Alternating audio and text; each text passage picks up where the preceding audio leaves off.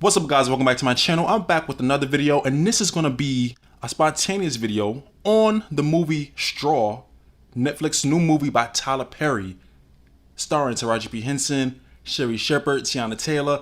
And I know if you're watching this, you're invested in this, you want to know other people's opinions on this, and I have a lot. And honestly, just to start off, I gotta say that this is one of my, not favorite Tyler Perry movies, but I feel like this is one of his best efforts. I know a lot of people talk about Tyler Perry and the black woman trauma, and we're gonna get into that because, damn, the first 10 minutes, it was like, really? But I get it, he had to set up this story, but it just seemed like Tyler Perry goes to the extreme. Like, we get it. She had to reach a point where she reached her final straw, which was the name of the movie. But damn, in the first 10 minutes, the first 5 pages of the script, Taraji got called a bitch like 5 different times by 5 different people in 5 different scenarios. Bitch, you're getting evicted. Bitch, bag my groceries. Bitch, you hit my car. Bitch, you're fired. Clean this mess. It was like, oh my God. Damn.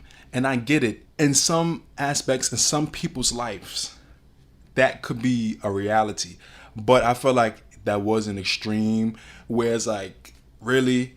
Now, that has the potential to happen, but I feel like to pile all that on in the first 5-10 minutes, it just felt like overkill, even for a movie like this. But again, it sets up how she reached her breaking point and how, in a way, she almost dealt with something like this every day.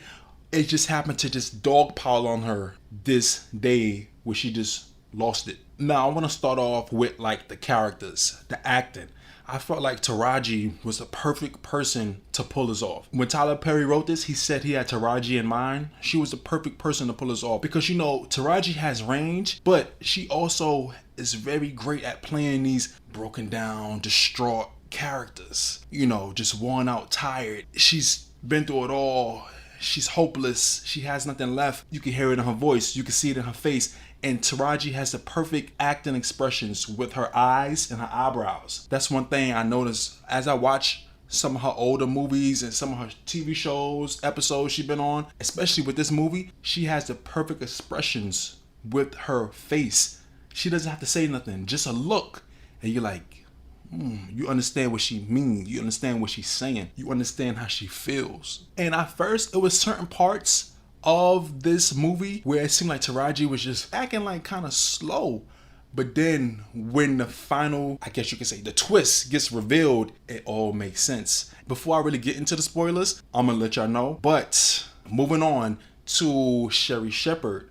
Now, Sherry Shepherd, she's known as mostly a comedian. She hosts her own talk show right now for the last few years. I wasn't surprised because I knew she could do it. And another thing I noticed is with comedians, they often make the best dramatic actresses. Like, look at Monique with Precious. I feel like Sherry Shepherd really pulled this off, and you can feel the emotion within her. Being like the responsible bank manager, being the leader, the one in charge. She basically, along with Teyana Taylor's character, helped talk Taraji off the ledge into making a situation that was already terrible even worse. And I liked how she played into that motherly role. Like, in a way, she had to be a mother to Taraji. She had to be her support system because, like Taraji said in the movie, like Janiyah said, as a character, she had nobody. Now, going on to Teyana Taylor, I feel like she did really well. You know, for Teyana Taylor, she did well. Compared to what she used to do, like, you know, the ghetto roles. Remember, the last Tyler Perry movie she did was maybe like 10 years ago with the Byron, you know, she played the ghetto side chick. This was different for her. She had to play a empathetic cop, a keen detective, a great negotiator. But the thing with Teyana Taylor is she's one of those actresses where I feel like, you know, she's been in a lot of different movies. She got more movies coming out, but I still see her as, you know, she got that voice, she got that face. I still think of Teyana from My Sweet 16, but I love seeing her growth, her evolution as an actress. And to me, it seems like towards the middle and the end of the movie, she really got into the character, and you could really feel like she really has her back. She was the one trying to convince her, like, y'all trying to blame all this on her. It's something else y'all not seeing. And without Teyana Taylor, it would have been over for Janiyah, Taraji's character. And I feel like she pulled that off with the best of her abilities with the script Tyler Perry gave her. Now let's talk about Glenn Turman. He's a legendary, iconic actor. He's been acting since the 70s. But this is what I mean where Tyler Perry has a tendency to overdo it. His character was supposed to be like the villainous boss. Ha ha ha ha ha. You're not getting no check, bitch. It's going in the mail. You're fired. You set me up, bitch. I'm calling the cops on you. Clean this up. It's just like torture after torture after torture. The villainous boss. Now, some of us get it. We work jobs where we have managers and some of them are not the nicest. But this is Tyler Perry going to the extreme.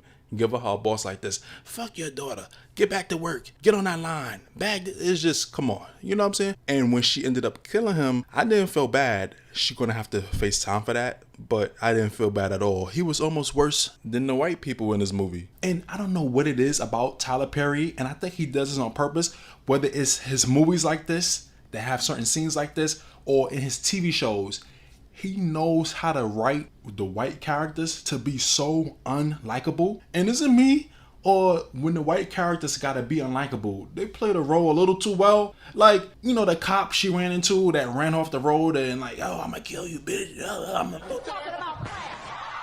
Even in his TV shows where it's like certain white people that say like little racist stuff, it's like they play it a little too well. Like, But again, I want to commend Taraji on this because I know she was filming Fight Night, which I also saw. I loved her in that while she did this. And believe it, she said it many times. They said it many times. Taraji filmed this, or at least her parts, in 4 days.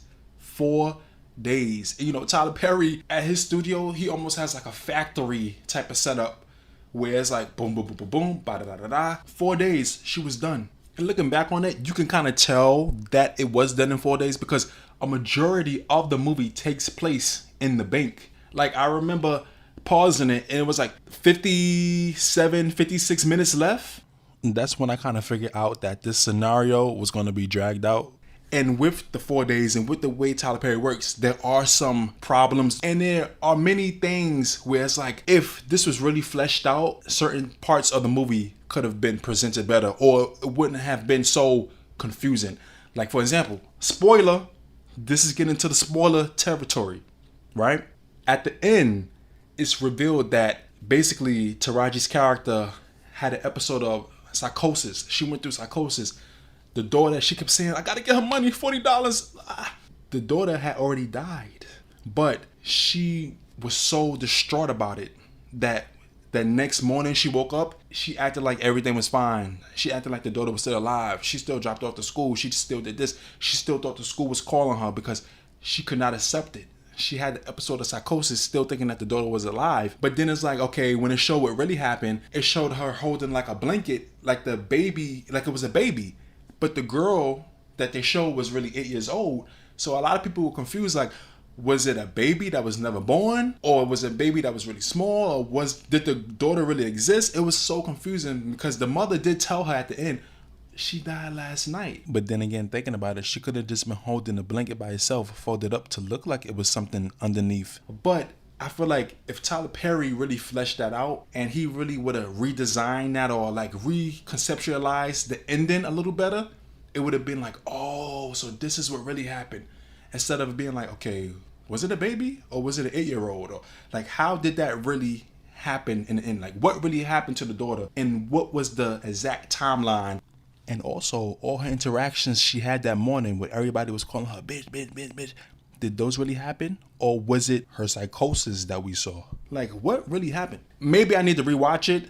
From what y'all got, how do you think it really played out in the end of her daughter dying? And another thing I gotta say, another part of this that really got on my nerve is the bank tellers. And it wasn't really the other one, it was the Tessa. She got on my nerves because it's certain parts where it's like, we get it. We need that character that's gonna be like the really mouthy one. But it's just like, Tyler Perry writes it in a way where he still has that stage play mind. So each character gotta say something and bounce off each other. You gotta have that rebellious character and the ones that just act stupid and say stupid things just to have the characters go back and forth. She kept mouthing off, she kept trying to get up, and she just made the situation more upsetting. She made it worse than it had to be. And another thing I didn't like is how many times in the beginning, in certain parts of the movie, it started to get redundant where for the first 10 minutes, how many times Taraji said, I gotta get my check. I get paid today.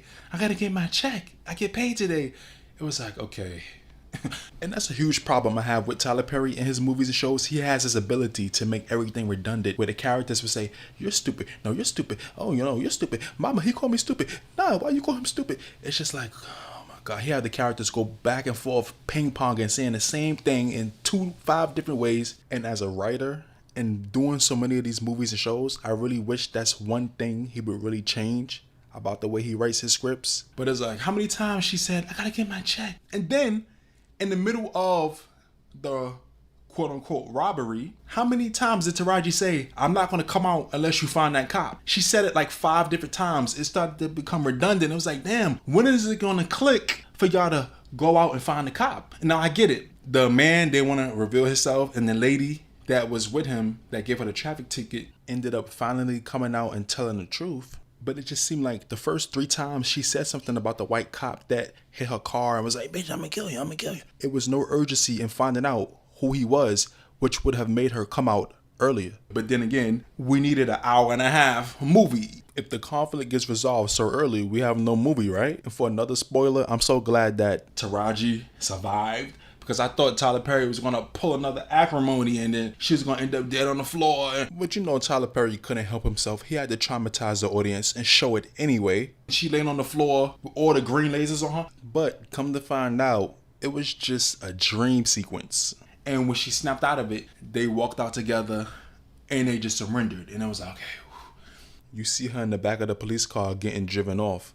And I was like, damn, I was nervous. I thought it was going to be another Kimberly Elise set it off moment where that white cop that she was scared of came out of nowhere and shot her. But they slowly drove her off and the credits started and it was like, oh, you know, it was like a sigh of relief. Like, okay, she made it through. She made it through. But overall, I gotta say, this was an edge of your seat thriller type of watch. It had so much suspense. It left me wanting to know what was going to happen. It left me invested. It started to get a little redundant towards the middle end of the movie. But overall, Taraji P. Henson, like I said, as the central character, as the focus, seeing what she went through in the beginning, where it was bitch, bitch, bitch, bitch, bitch. Every 5 minutes, people throwing glasses out. It was crazy. The evil boss, nasty customers, racist cop. Seeing what she went through, it gave reason to how she reached her final straw and how all she wanted to do was cash her check, and it just turned into mayhem. And I thought that Taraji was very effective in showing that emotion as an actress. And compared to movies like A Fall from Grace or shows like Beauty in the Black, I feel like this is one of Tyler Perry's best efforts. Now, it's not his best movie, but compared to some of the stuff that he be putting out, this was an enjoyable watch. Not enjoyable in a sense where it's like, yes, let me grab my popcorn and watch Taraji be traumatized for an hour and a half. But it was more enjoyable in a sense of having some type of emotion evoked from you. The anticipation of what's going to happen next, what's going to happen at the end. The movie pulled some type of emotion out of you. And for what it was worth, it was a good watch. And I recommend it. Now, what did y'all think of the movie? What did you think of Taraji being the central focus of the movie? Do you think it was justified in her reaching her final straw? What she did, what she went through in the first 10 minutes of the movie alone? How do you think the acting was? How do you think the cinematography was? What about the pacing of this movie? And at the end, when the twist was revealed, did it make sense to you? I feel like it did make sense, but Tyler Perry could have wrote it to be more clear and more concise instead of being like a, huh? Did this happen or did that happen? But overall, it was a good watch. And I can't wait to read your thoughts about it, see what y'all think about the movie, because I know it's #1 on Netflix right now. It's trending on Twitter. I know a lot of people got a lot to say about it. And you know, people going to trash it because it's Tyler Perry. People just expect the worst. I feel like if another director did this movie, it would be a different conversation. But because it's Tyler Perry, people always going to be like, oh, it's the same old thing. Black woman got to go through trauma, da da da da. And in the first 10 minutes, like I said, she got called a bitch like 5 different times. But once you watch the whole movie all the way through and you see everything come together, it all makes sense in a way. And what part stood out to you the most? The part that really stood out to me the most, and Tyler Perry even said in his interviews, is when Taraji's character said, you don't know how expensive it is to be poor. Being poor is expensive. That's definitely a reality and a perfect food for thought. So anyways, guys, let me know what y'all thought about the movie. I can't wait to get this discussion started with y'all. Please don't forget to comment, like, subscribe, hit the notification bell. Thank you for watching and listening. I'll see y'all in the next video.